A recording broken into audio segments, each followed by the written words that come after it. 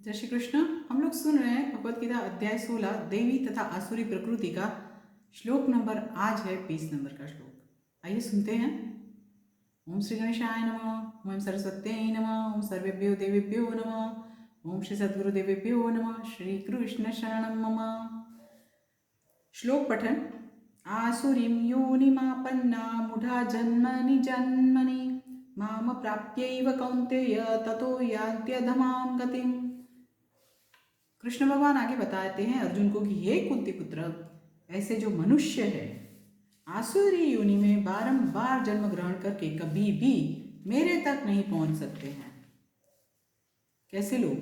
ईर्ष्यालु, jealousy जो लोग करते हैं, क्रूएल है, नराधम है, वो विभिन्न आसुरी में और विभिन्न आसुरी योनियों में मैं उनको निरंतर भव सागर में डालता रहता हूँ। जब ये बात श्री कृष्ण भगवान बताते हैं, इससे आगे सभी श्लोक में आसुरी प्रवृत्ति क्या है, ये लोग क्या करते हैं, मिथ्याभिमान, अहंकार, काम, क्रोध, मद, मोह, लोभ, बैर, शत्रु, ये सब जो बताया उसकी बात है कि ऐसे मनुष्य आसुरी योनि में बारंबार जन्म ग्रहण करके कभी भी मेरे तक पहुंच नहीं सकते हैं।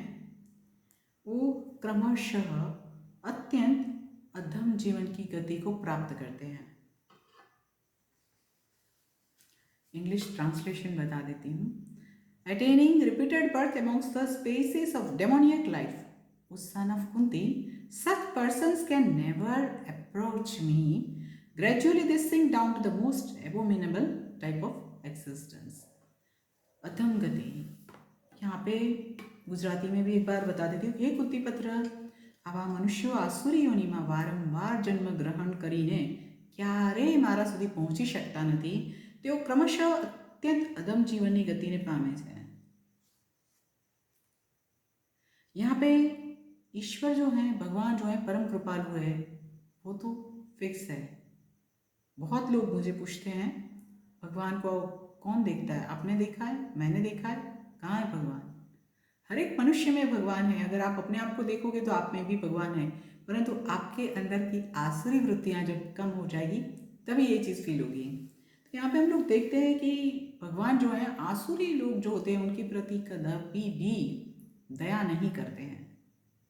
और यहाँ पे जो जन्म मिलता है, क्योंकि परमेश्वर की जो कृपा नहीं होती तो अधोपतन तो होगा ही, अधोपतन होगा ने જે વ્યક્તિનું અધોપતન થાય છે એને તો નોર્મલ રૂપમાં આવવા માટે બી તો કેટલાય જન્મો પસાર કરવા પડે છે। અને આપણે ખાલી મનુષ્ય યોનિ જ એક એવી યોનિ છે જે સમજી શકે છે કે શું સારું છે, શું ખોટું છે, શું કરવું જોઈએ, શું ના કરવું જોઈએ।